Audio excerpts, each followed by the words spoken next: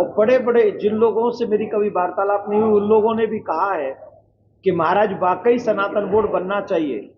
हमें नहीं पता था कि इतनी मुश्किलें हैं आजादी के बाद जो हम लोगों ने फेस किया है। सबसे ज्यादा अगर किसी ने सहा है तो वो हिंदुओं ने सहा है, और ये बात हम सब प्रत्यक्षदर्शी हैं।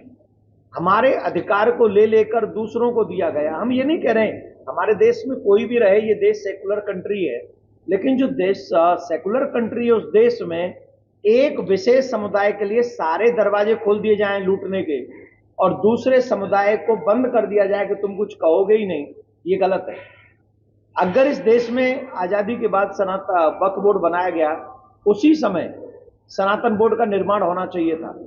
मंदिर, देवालय, पूजा स्थल, तीर्थ, हमारी गुरुकुलम परंपराएं, गौ माता की दशा, आने वाले हमारे बच्चों के संस्कारों के विषय, आने वाली पीढ़ी की चिंता, अगर आज हम वर्तमान युग के सनातनी नहीं करेंगे तो जो हम लोगों का हाल अफगानिस्तान, पाकिस्तान, बांग्लादेश और कश्मीर में हुआ है, वही हाल हमारा भारत में भी होगा।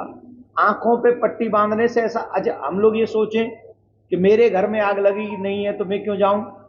आज मेरे घर में आग लगी है तो कल आपके भी घर में आग लगेगी, क्योंकि ये आग ऐसी है जो बुझेगी नहीं।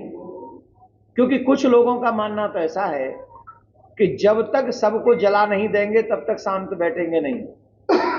तो इस कंडीशन को देखते हुए कोई हमारे पूजा मंदिर उनको हत्या ना सके, कोई हमारी बहन बेटियों को हमसे छीन ना सके, कोई हमारे पूजा पद्धति संस्कारों को, संस्कृति को, गुरुकुलम परंपरा को समाप्त न कर सके, उसके लिए हमने कहा है तुम्हें जो देना है, जिसको देना है वो दीजिए, लेकिन हमें सनातन बोर्ड दीजिए, हमें सनातन बोर्ड चाहिए।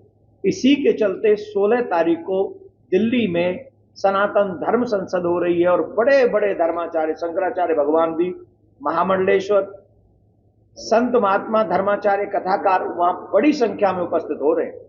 और आप सबके चैनलों के माध्यम से हम सभी सनातनियों से एक निवेदन करेंगे। मुझे मालूम है कि आप बिजी हैं, मुझे मालूम है आपकी दुकान पे आपको जाना है, मुझे मालूम है कि आपको अपने काम पे जाना है, मुझे मालूम है कि आप अपनी लाइफ में बहुत बिजी हैं, लेकिन मुझे एक चीज और मालूम है जो शायद आपको मालूम नहीं है, कि कल आपका बहुत अंधकारमय है अगर आज इकट्ठे नहीं हुए तो। अरे बांग्लादेश में इतना बड़ा बवंडर उठा,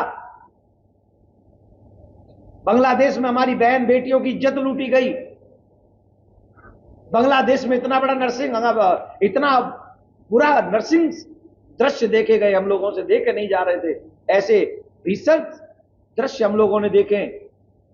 उस पे डोनाल्ड ट्रंप बोले, अमेरिका के राष्ट्रपति को बांग्लादेश में हिंदुओं पर अत्याचार दिखाई पड़ा, पर मेरे देश के नेताओं को बांग्लादेश में हिंदुओं का अत्याचार नहीं दिखा। क्यों नहीं बोल रहे भैया? क्या हम जब सब मर जाएंगे तब बोलोगे? क्या प्लानिंग है? हमारा भी अधिकार है इस देश पे। इस देश पे पहला अधिकार किसी का है तो वो हिंदुओं का है, और किसी का नहीं है। तो हम तो अपने अधिकार की लड़ाई लड़ रहे हैं। अरे वो नारा आया था ना, जिसकी जितनी संख्या भारी उसकी उतनी हिस्सेदारी। अरे बोलो ना पूरा, डर क्यों रहे हो? उसकी उतनी हिस्सेदारी, राइट? सनातनियों की हिस्सेदारी देख लो कि हमारी हिस्सेदारी कितनी होनी चाहिए, हमारी भागीदारी देख लो। 100 करोड़ प्लस हैं हम लोग, हम तो कह रहे हैं 115 120 करोड़ होंगे लगभग, फिर भी 100 करोड़ मान रहे। तो जैसे वक्फ बोर्ड पे 18-19 करोड़ होने के बाद जितनी 9.5 लाख एकड़ जमीन है, उसके हिसाब से आप हिस्सा बांट लो।